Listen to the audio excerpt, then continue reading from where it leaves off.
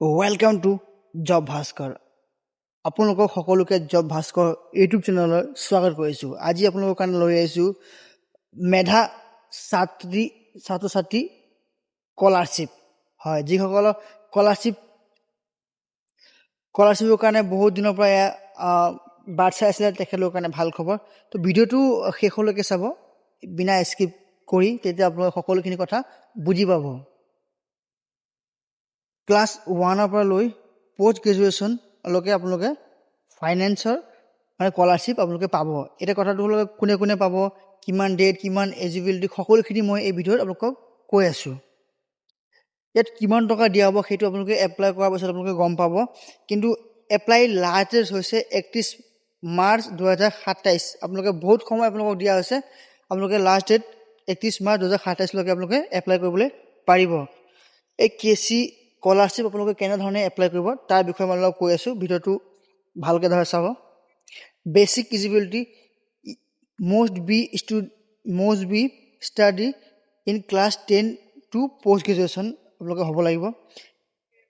Annual family income below' 6 lakh, 6 লাখৰ তলত আপোনালোকৰ মাহিলী ইনকাম মা দেউতাৰ হ'ব লাগিব। Previous minimum 60% mark in the previous academic year, আপোনালোকৰ পিছৰ বছৰত 60% আপোনালোকক হোৱা হ'ব লাগিব, তেতিয়া আপোনালোকে এপ্লাই কৰিবলৈ পাৰিব। স্কলাৰশ্বিপ বেনিফিটখিনি মই কৈছোঁ।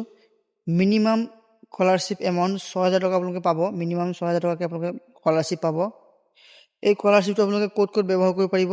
টিউশ্যন ফিজ ব্যৱহাৰ কৰিব পাৰিব, কপি বুক কিনিবলৈ পাৰিব, আৰু বাকী একাডেমিক এক্সপেঞ্চৰ বেলেগ বস্তু আপোনালোকে এপ্লাই কৰিবলৈ পাৰিব। কিন্তু টিউশ্যন ফিজ, বুক চুক কিনিব এইবিলাকৰ কাৰণে আপোনালোকক এটা মেইন স্কলাৰশ্বিপটো দিয়া হ'ব।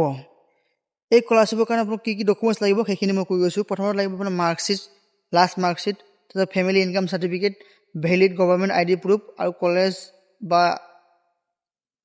স্কুলৰ আইডেণ্টিটি কাৰ্ড আপোনালোকক লাগিব।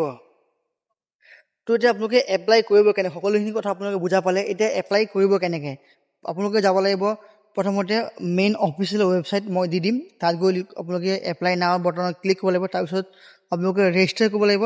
তাৰপিছত আপোনালোকে fill in the application form carefully, তাত আপোনালোকে ভালদৰে চাই নিজৰ নাম, দেউতাৰ নাম, ডেট অফ বাৰ্থ, সকলোখিনি ইনফৰ্মেশ্যন দি তাৰপিছত আপোনালোকে ছাবমিট বটনত ক্লিক কৰিব লাগিব। এইটো হৈছে কণ্টেক্ট নাম্বাৰ। তো আপোনালোকে ইয়াতে কিবা অসুবিধা পালে সিহঁতক কণ্টেক্ট কৰিবলৈ পাৰিব।